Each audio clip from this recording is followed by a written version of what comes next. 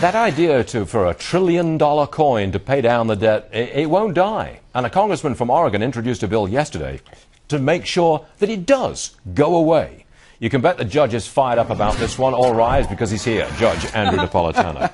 The proposal is that somebody, the Treasury, mints a coin made of platinum, which they say... the president's image on it. With the president, which they say is worth $1 trillion. Right. Okay? We'll use that here. Pay down the debt with this. Deposit it in the Treasury and pay down the debt. Yes. Well, why don't they mint 16 of them and pay down all of the debt? I mean, it's absolutely absurd. If this were a valid way to address debts, then why doesn't the government just give everybody in America one of these coins and we'd all be trillionaires? Why is it invalid? Because it's basically printing $1 trillion. In this case, it's coining $1 trillion. Okay. What's the difference? It would be lawful, because the Constitution permits Congress to authorize the coining and minting. Not the printing. That's another story, which we can go through at another time. But the coining and minting of money. So it would be lawful, but it would be economically catastrophic. Why? It would result in massive inflation. It would devalue everything that everybody already owns. Nonsense. And it would be fruitless. If this were not... Nonsense.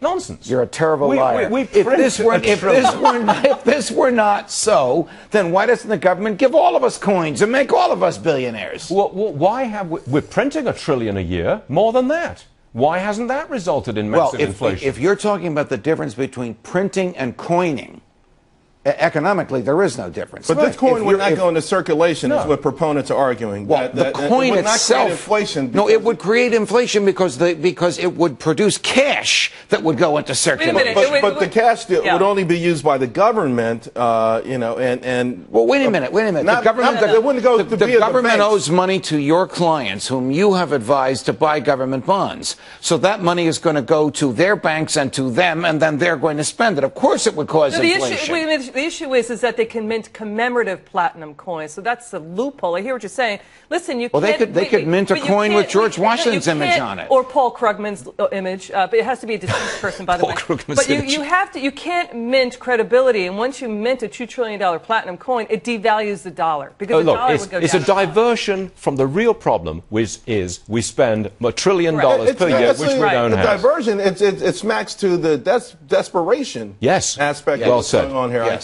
And it's not going to happen. Can we sum it up? It may be born of incredible economic ignorance on the part of some politicians or whoever suggested it, even though Paul Krugman himself, who I am ashamed to say teaches at the school of which I am an alumnus, suggested this. Judge, doesn't this inspire great pride in America's government? Stop it. If this guy taught at the London School of Economics, they'd yank his tenure. He'd be too far left, huh? Moving on.